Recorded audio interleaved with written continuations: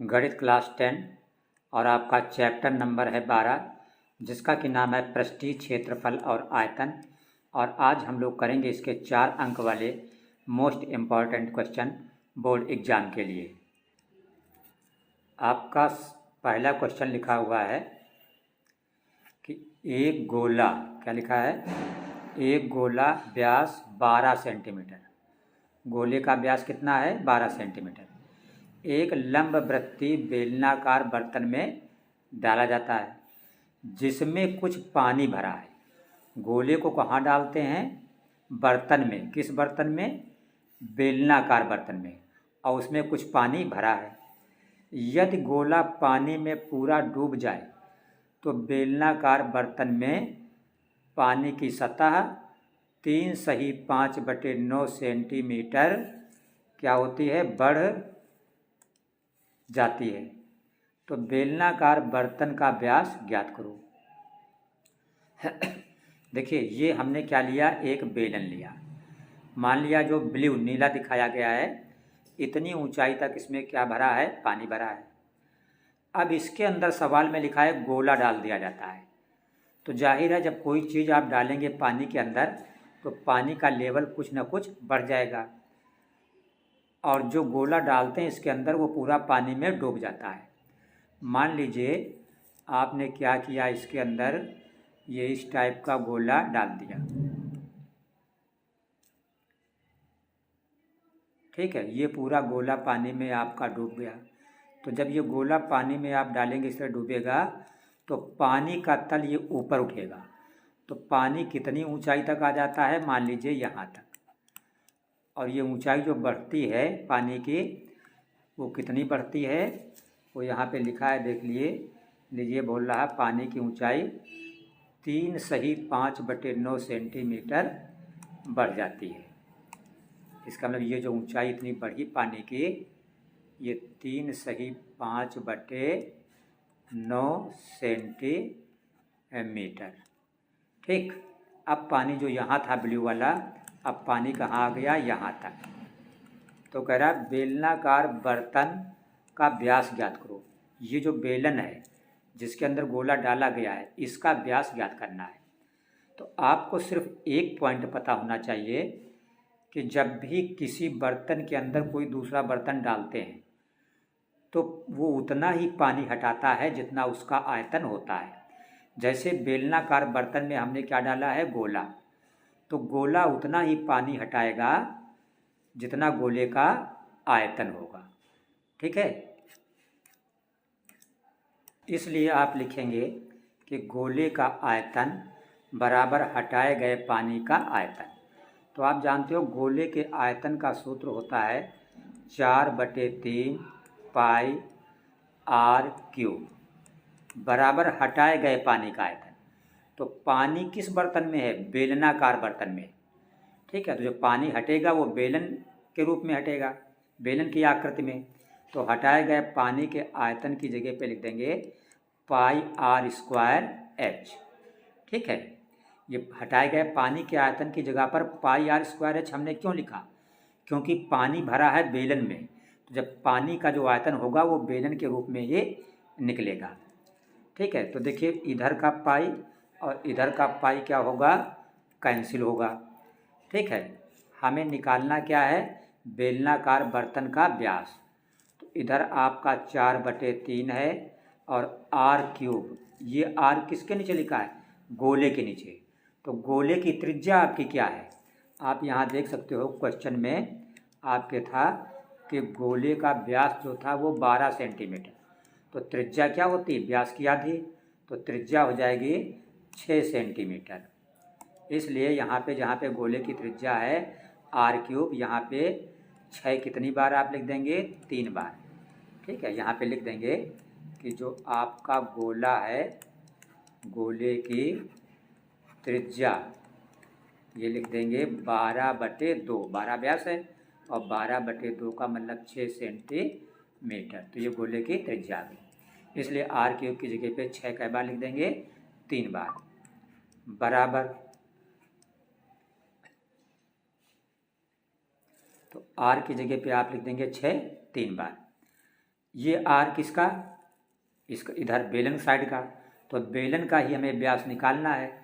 तो बेलन की में त्रिज्या पता नहीं, तो आर स्क्वायर की जगह पे आर स्क्वायर। एच क्या लिखेंगे, ये देखिए जो पानी का तल बढ़ता है कितना बढ़ता है, 3 सही 5/9। तो 3 सही 5/9 को आप क्या लिखेंगे, 9 त्रिक 27, 5 32, 32/9। तो एच की जगह पे आप लिख देंगे 32/9। यहाँ से 3 एक कम 3, 3 दूना 6 हो जाएगा। तो इधर क्या बचा, 4 × 2 8, 8 8 छंग 48 × 6। तो इधर से आपका बन गया ये 48 × 6। ठीक है, ये कैसे बना, 4 दूना 8, 8 छंग 48 और 48 × 6। अब जो आर स्क्वायर के साथ 32/9 जब इधर जाएगा तो 9 ऊपर पहुंचेगा, 32 नीचे, इधर क्या रह जाएगा, आर स्क्वायर। तो आप क्या करेंगे, 9 इधर ऊपर लिख देंगे और 32 कहाँ आ जाएगा, नीचे। तो इधर क्या बचा आपका आर स्क्वायर। आप गौर से फिर से देख सकते हैं इसको कि देखिए ये आर स्क्वायर निकालना था, तो 4 दूना 8 छंग 48, 4 दूना 8 छंग 48, 48 × 6 और 9 गुणा में ऊपर पहुंचा, 32 नीचे पहुंचा, तो इधर रह गया आर स्क्वायर। ठीक है, तो अब देखो इसको थोड़ा हल कर लो। अगर आप यहाँ पे 4 8 32 कर सकते हो, 4 से इसको भाग कर दोगे तो 12 आ जाएगा। ठीक है, फिर 4 दूना 8 और 4 3 12, फिर 2 एक कम 2 और 2 3 6, तो 3 त्रिक 9 और गुणित 9, 9 × 9। और इधर क्या है आपका आर स्क्वायर। अब दोनों तरफ वर्गमूल ले लो, तो वर्गमूल में जोड़ा बनता है, तो 9 × 9 से वर्गमूल कितना हो गया, 9। और इधर आर स्क्वायर का वर्गमूल कितना हो गया, आर। ये ठीक वही बात हुई कि आर स्क्वायर बराबर 9 × 9 81, तो आर बराबर √81, 81 का वर्गमूल 9। या ऐसे सीधे लिख लो कि 9 2 बार है तो वर्गमूल में एक बार लिखा जाता है, आर स्क्वायर का वर्गमूल आर। तो आपका जो बेलन की त्रिज्या निकली 9 निकली। तो आप आंसर में लिखेंगे कि बेलन का व्यास, बेलनाकार बर्तन का व्यास। तो व्यास क्या होता है, त्रिज्या का दूना। त्रिज्या निकली है 9, तो व्यास 9 दूना हो जाएगा 18 सेंटीमीटर। ये आपका इस क्वेश्चन का आंसर हो गया।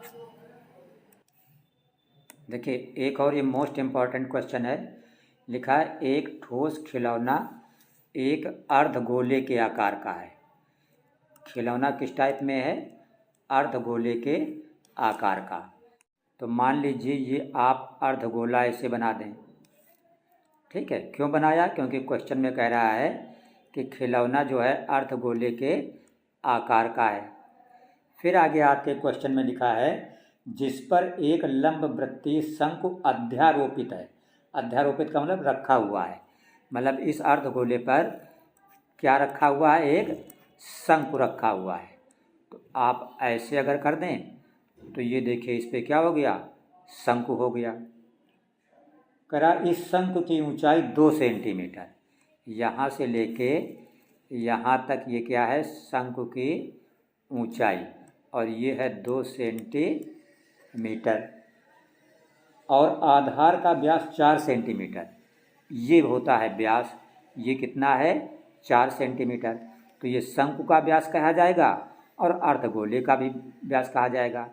इसका मतलब इस क्वेश्चन में जो आपकी त्रिज्या है, चूँकि व्यास 4 है तो त्रिज्या 4 की आधी कितनी हो गई, 2 सेंटीमीटर। और जो शंकु की ऊंचाई है, शंकु की ऊंचाई ये आपकी कितनी दी हुई है, ये भी 2 सेंटीमीटर। तो क्वेश्चन में कह रहा आपसे कि इस खिलौने का आयतन, खिलौने का मतलब ये पूरा, तो इसमें 2 चीज़ें हैं, ऊपर शंकु है, नीचे अर्धगोला है। तो इस खिलौने का आयतन पूछ रहा है, तो शंकु का आयतन में अर्धगोले का आयतन आप जोड़ दोगे। तो आप लिखोगे यहाँ पे, आप लिखोगे खिलौने का आयतन बराबर अर्धगोले का आयतन और प्लस शंकु का आयतन। तो अर्धगोले के आयतन का सूत्र क्या होता है? 2/3 पाई आर क्यूब प्लस शंकु के आयतन का सूत्र क्या होता है? 1/3 पाई आर स्क्वायर एच। तो यहाँ से देखिए ये जो है आप क्या करेंगे, आगे इसको में मान रख देंगे। तो आर कितना है? आर जो है ये आपकी 2 सेंटीमीटर है, चाहे शंकु हो और चाहे अर्धगोला हो। ठीक है, तो आप मान रख दीजिए यहाँ पे 2/3 पाई आर क्यूब है। तो पाई की जगह पे पाई ही आप रखो, 2/3 पाई आर क्यूब। तो आर कितनी है? 2 सेंटीमीटर। तो आर क्यूब का मतलब 2 कितनी बार? 3 बार। फिर प्लस शंकु का आयतन 1/3 पाई आर स्क्वायर। तो आर स्क्वायर त्रिज्या इसकी भी 2 है, तो 2 कई बार? 2 बार। एच, अब शंकु की जो ऊंचाई है वो आपकी कितनी है? ये भी 2 सेंटीमीटर। तो शंकु में एच की जगह पर भी आप कितने रख देंगे? 2 रख देंगे।